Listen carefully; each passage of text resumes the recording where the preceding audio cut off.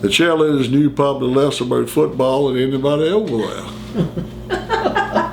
I know we'll forget it in one particular game, and this didn't happen very often. We were getting ready to score a touchdown. And I'm like, what the hell are they saying? Push them back. Do they not want us to score? They came up to us and said, "Now, y'all got to do better than that." But we were totally ignorant of it. But we had a lot of energy. The football team, we were, of course, I was. That was the same year Thurman was playing. And neither one of us weighed more than about 125 pounds, soaking wet. We both, labored during the week in practice, and then got to sit on the bench during the games. So this was our first time for uniforms for boys, Mm-hmm. And did you play sports? Oh, no. Oh, no. I'm not good with a ball. I see. I can't throw a softball. It goes straight up in the air. I have no hand-eye coordination when it comes to balls like that. No. But I could be a cheerleader. Of course, I took that route. That was more glamorous and seemed like a whole lot more fun. Well, I didn't play basketball. I played football. I love that. And then after football, I switched to the band and to music, because that you couldn't do both. The band took trips. We would go to festivals. And so everybody who could and had any desire, and I had studied piano, so I moved away from the piano and took up the clarinet, which I was horrible at. But I got to go on these nice little trips. So that was my social life, though. Cheerleading and playing in the band and going on these trips, that did become my social life.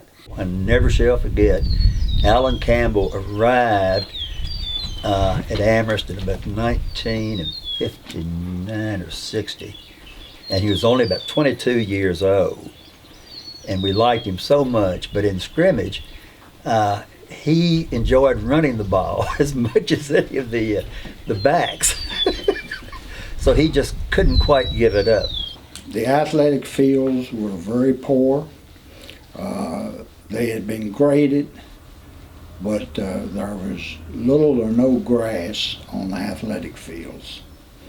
The athletes called it Old Rocky Top. My mother begged me. She said, "Thurman, don't beat your brains out for dear old Amherst High School." And I said, "But Mother, I love the sport." First day of practice, we had about, I think it was 15, 16 players to come out for football. And you couldn't start practice until back then, I think it was the 20th of August. And after practice, I went to Mr. Lee, who was the principal, Richard Lee. And I said, "Mr. Lee, we've got a problem." He says, "What's that?"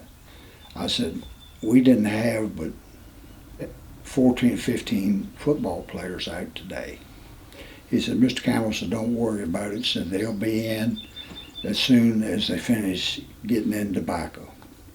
And they did. I ended up with about 30 football players.